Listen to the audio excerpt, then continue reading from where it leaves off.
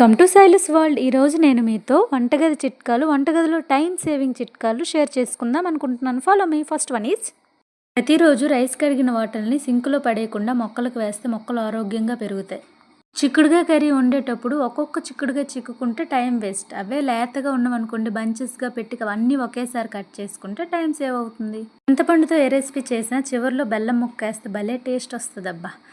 Like రసం, పులిహోర, చేపల పులుసు.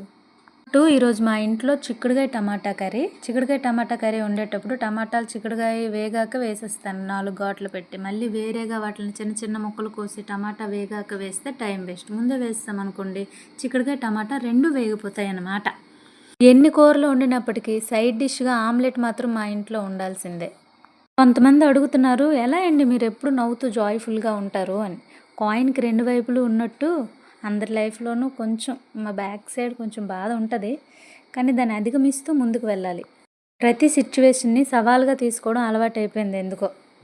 వన్ మోర్ చిట్కా, ఇంట్లో ఉల్లిపాయలు తక్కువగా ఉండేటప్పుడు కట్ చేసుకొని కర్రీలో వేసుకునే కన్నా మిక్సీలో వేసి పేస్ట్ చేసుకొని వేసుకుంటే ఉల్లిపాయలు తక్కువ వేసామని ఫీల్ ఉండదు, ఎక్కువ వేసామని ఫీల్ ఉంటుంది. కర్రీ కూడా గ్రేవీ చిక్కగా వస్తుంది అన్నమాట. ఉరుకులు పరుగులు జీవితంలో ఇలా కొన్ని చిట్కాలు పాటించి టైం సేవ్ చేసుకోవాలి. తప్పదు మరి. Bye bye.